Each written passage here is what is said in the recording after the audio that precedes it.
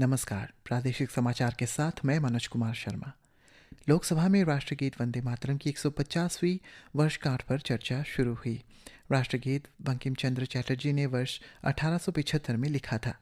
चर्चा की शुरुआत में प्रधानमंत्री नरेंद्र मोदी ने कहा है कि वंदे मातरम के मंत्र में समूचे देश को सशक्त और प्रेरणा दी और स्वतंत्रता आंदोलन को ऊर्जावान बनाया। प्रधानमंत्री ने कहा है कि आज वंदे मातरम का स्मरण इस सदन के सभी सदस्यों और देशवासियों के लिए सौभाग्य की बात है। उन्होंने कहा है कि वंदे मातरम ने वर्ष 1947 में स्वतंत्रता प्राप्ति में महत्वपूर्ण भूमिका निभाई। प्रधानमंत्री ने कहा कि देश के स्वतंत्रता सेनानियों ने अपनी आखिरी सांस तक वंदे मातरम का जय घोष किया। वंदे मातरम 150 वर्ष की यात्रा अनेक पड़ावों से गुजरी है, लेकिन आदरणीय अध्यक्ष जी, वंदे मातरम का जब 50 वर्ष हुए तब देश गुलामी में जीने के लिए मजबूर था और वंदे मातरम के 100 साल हुए तब देश आपातकाल की जंजीरों में जकड़ा हुआ था। जब वंदे मातरम 100 साल का हुआ तब देशभक्ति के लिए जीने मरने वाले लोगों को जेल के सलाखों के पीछे बंद कर दिया गया था। जिस वंदे मातरम के गीत ने देश को आजादी की ऊर्जा दी थी। राज्यपाल लेफ्टिनेंट जनरल ट्राइट केटी पटनायक ने 4 कोर के तहत 11 पैरा स्पेशल फोर्स टीम को माउंट कांगतो पर ऐतिहासिक और शानदार चढ़ाई के लिए बधाई दी। इस शानदार कामयाबी में 11th para SF team Arunachal Pradesh की सबसे ऊंची चोटी पर पहुंचने वाली पहली माउंटेनियरिंग टीम बन गई है। आज ईटानगर स्थित लोक भवन में टीम से बात करते हुए राज्यपाल ने उनके पक्के इरादे और अदम्य साहस की सराहना की। इस अवसर पर उन्होंने कहा कि राज्य अब पर्यटन को और बढ़ावा देने की दिशा में अंतर्राष्ट्रीय स्तर के पर्वतारोहियों के लिए अपने माउंटेनियरिंग रूट खोल सकता है। उन्होंने कहा है कि इस कदम से एडवेंचर टूरिज्म को काफ़ी बढ़ावा मिलेगा, स्थानीय अर्थव्यवस्था मजबूत होगी और युवाओं के लिए आजीविका के और अवसर बनेंगे। गत 26 नवंबर 2025 को माउंट कांगतो पर पहली बार तिरंगा फहराया गया। मुख्यमंत्री पेमा खांडू ने कहा है कि प्रधानमंत्री नरेंद्र मोदी ने राज्य के सीमा और दूर दराज के गांवों को देखने का लोगों का नज़रिया बदल दिया है। एक सोशल मीडिया पोस्ट में उन्होंने लिखा है कि अब लोग उन्हें भारत का आखिरी गांव नहीं बल्कि भारत के पहले गांव के तौर पर पहचानने लगे हैं। उन्होंने लिखा है कि राज्य के गांव भले ही सीमाओं पर स्थित हो, लेकिन वे हमारे देश के द्वार, सीमा के रखवाले और भारत की शान है।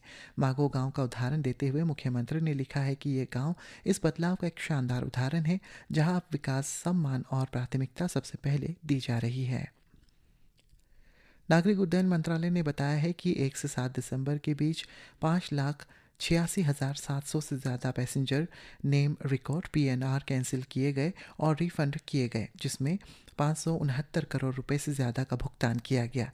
मंत्रालय ने यह भी बताया है कि कुल 9,000 बैग में से 4,500 बैग कस्टमर्स को वापस डिलीवरी कर दिए गए हैं और बाकी बैग अगले 36 घंटों में डिलीवरी कर दिए जाएंगे। मानव वन्यजीव संघर्षों को कम करने और सह अस्तित्व की दिशा में एक महत्वपूर्ण कदम के तहत वेस्ट सियांग जिले के पोतम गांव के लोगों ने wild life trust of India, eastern Himalayan marble cat project और small wild cat conservation foundation के सहयोग से पहला मिथुन बैंक बनाया है, जिसका उद्देश्य मिथुन के शिकार से प्रभावित परिवारों की मदद करना और समुदाय के नेतृत्व वाले संरक्षण प्रयासों को मजबूत करने मिथुन की हत्याओं को कम करना है। इस पहल के तहत साझेदार संगठनों ने सीड बैंक के लिए 2 मादा मिथुन भी प्रदान किए हैं। सरकार ने एक वायरल ईमेल का खंडन किया है, जिसमें दावा किया गया है कि सरकार ने नागरिकों से ई-पैन कार्ड डाउनलोड करने को कहा है। पत्र सूचना कार्यालय की तथ्य जांच इकाई ने बताया है कि ये ईमेल फर्जी है। जांच इकाई ने नागरिकों को ऐसे ईमेल, लिंक, कॉल और SMS का जवाब न देने की सलाह दी है, जिसमें उनसे वित्तीय जानकारी साझा करने को कहा जाता है। यूनिवर्सिटी ग्रांट कमीशन ने संस्थान ने छात्राओं और महिला कर्मचारियों के लिए प्रोग्राम, कॉन्फ्रेंस और सेमिनार ऑर्गेनाइज करने का आह्वान किया। एक आधिकारिक बयान में UGC ने कहा है कि ये कदम नेशनल एजुकेशन पॉलिसी 2020 के अनुसार है, ताकि जेंडर सेंसिटाइजेशन, लीडरशिप डेवलपमेंट और महिला सशक्तिकरण से जुड़े मुद्दों पर जागरूकता को बढ़ावा दिया जा सके। इसमें कहा गया है कि हायर एजुकेशन में महिलाओं की भागीदारी बढ़ना न केवल बराबरी बल्कि राष्ट्र के विकास के लिए भी बहुत ज़रूरी होता है।